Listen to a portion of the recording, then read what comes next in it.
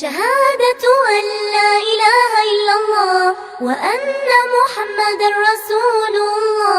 جی والصلاۃ علی سیدنا، اور رحمت نازل ہو ہمارے آقا حضرت محمد صلی اللہ علیہ وسلم پر، ایسا محمد خیر من کہ یہ بہتر ہے ان انبیاء کا نطق بالصواب جو گویا بالحق. انبیاء علیہ السلام گویا ہوتے ہیں حق کے ساتھ، ان انبیاء میں جو گویا بالحق تھے بہتر تھے کون؟ آپ صلی اللہ علیہ وسلم. والصلاۃ رحمت نازل علی سیدنا، ہمارے آقا صلی اللہ علیہ وسلم پر جو حضرت محمد صلی اللہ علیہ وسلم ہے. ایسا محمد خیر من کہ وہ بہتر ہے ان انبیاء کا نطق بالصواب جو گویا بالحق تھے. وافضل من اوتیا، اور ایسا محمد کہ وہ افضل ہے ان انبیاء کا اوتی الحکمہ جن کو علم الشرائع دیا گیا تھا، یعنی علم الاحکام. حکمت علم الشرائع ہے، اور ہر کلام وافق الحق جو حق کے موافق ہے. اب ایک فعل معلوم ہے، ایک فعل مجہول ہے. نحات کا قانون ہے کہ اصل افعال میں فعل معلوم ہوتا ہے کیونکہ اس میں فاعل کی طرف نسبت ہے. ضرب زید، ضرب، اور مجہول فعل خلاف اصل ہے کیونکہ اس کی نسبت مفعول کی طرف ہے. ضرب عمران، ٹھیک ہے. نہیں تو اعتراض پڑتا ہے کہ یہاں اوتیا مجہول کیوں لایا گیا، یہ تو فعل مجہول خلاف اصل ہے. تو مصنف کہتے ہیں یار فعل معلوم اس لیے ذکر ہوتا ہے تاکہ اس کا فاعل متعین ہو جائے.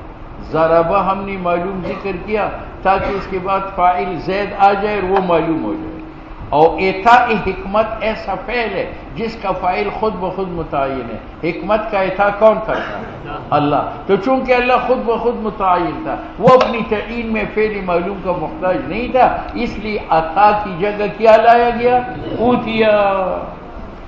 وترک فاعل الایتاء، اور اوتیا کا فاعل چھوڑ دیا گیا. لأن هذا الفعل، کیونکہ اعطاء حکمت کا فعل لا يصلح الا للہ، صالح نہیں ہے مگر خدا کے لیے.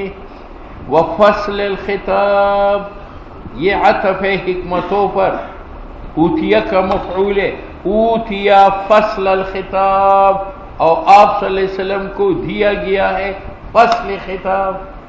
فصل، اب اس پر اعتراض ہے کہ یہ فصل عطف ہے حکمت کے اوپر، اور حکمت مفعول بھی ہے اوتیا کا، تو فصل بھی مفعول بھی ہے، اور مفعول بھی موجود ہوتا ہے. ضرب تو زیدن، تو یہ زید مفعول ہے تو موجود ہے یا معدوم ہے؟ موجود ہے. اور فصل موجود نہیں ہے کیونکہ یہ مصدر ہے، اور مصدر انتزاعی ہے، اور انتزاعی اعتباری ہے، اور اعتباری معدوم ہوتا ہے. تو جو فصل موجود نہیں ہے وہ مفعول کیسے بنا اوتیا کا؟ تو شارح جواب دیتا ہے کہ فصل بمعنی مفصول کے، بمعنی، اور اضافت فصل کی خطاب کی طرف اضافت الصفت للموصوف ہے. تو اب معنی یہ بنا علی من اوتی الخطاب المفصول، اس پیغمبر پر صلاۃ السلام نازل ہو جس کو دیا گیا ہے کلام المفصول. مفصول کا معنی البین، ظاہر.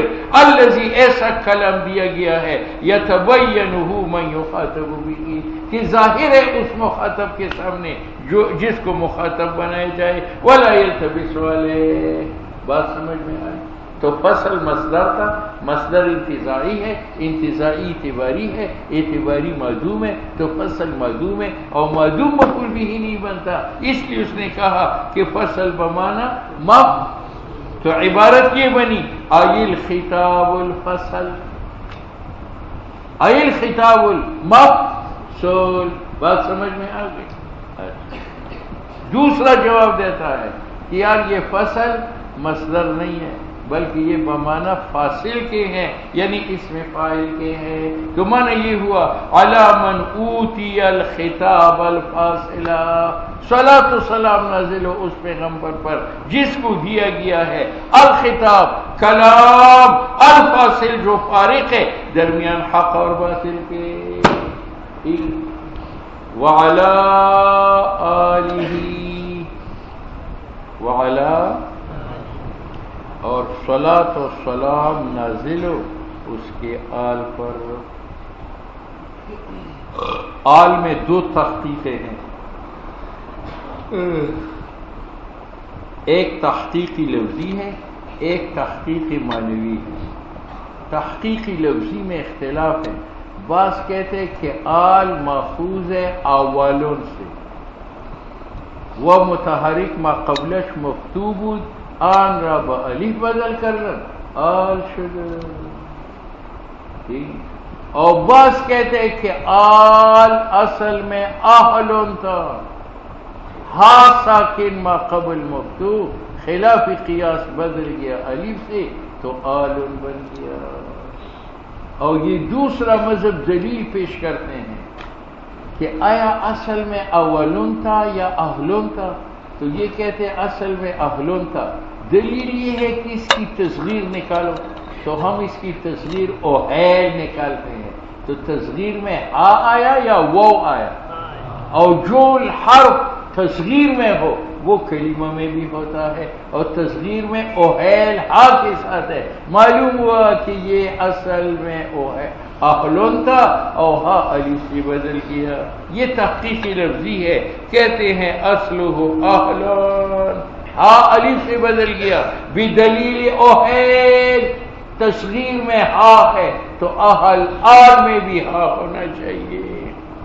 ایک دوسرا باعتبار معنی کے اہل عام ہے، اس کا اطلاق اشراف پر بھی ہوتا ہے، ارذال پر بھی ہوتا ہے. آل فرعون، آل نمرود، آل شداد، یہ ذلیل ہے جن پر عالم کا اطلاق ہوتا ہے. بخلاف اہل کے، اہل کا اطلاق باعظمت لوگوں پر ہوتا ہے. اہل الرسول، اہل البیت. اس لیے فرماتے خص استعمال ہو، اس کے استعمال خاص کیا گیا ہے اشراف لوگوں کے ساتھ، وہ اولی الخطر اور باعظمت لوگوں کے ساتھ. الاطہار، ایسا آل، اطہار جمع طاہر ہے جس طرح اصحاب جمع صاحب ہے یعنی پاکان. وصحابتہ الاخیار، اور اس کے صحابہ پر جو کہ اخیار. اخیار جمع ہے، اس میں دو احتمال ہے. ایک یہ کہ اخیار جمع ہے خیرون کا، اور ایک یہ ہے کہ جمع ہو خیر کا. خیر کہتے ہیں حسن ظاہری کو، اور خیر کہتے ہیں حسن باطنی کو جس کے اخلاق اعمال اچھے، اور حسن باطنی اولا ہے. اس لیے مصنف کہتے ہیں جمع خیر بالتجدید، یہ جمع خیر کا ہے. بات سمجھ میں؟ خیر کس کو کہتے ہیں؟ جو حسن ظاہری کا مالک ہو. اور خیر کس کو کہتے ہیں؟ جو حسن باطنی کا. تو اخیار صفت ہے صحابہ کا، اور شاعری نے کہا کہ جمع خیر، اس کا معنی یہ کہ صحابہ کرام کے اندر حسن باطنی بہت زیادہ تھا. اما بعد، خالی کے دن تلخیص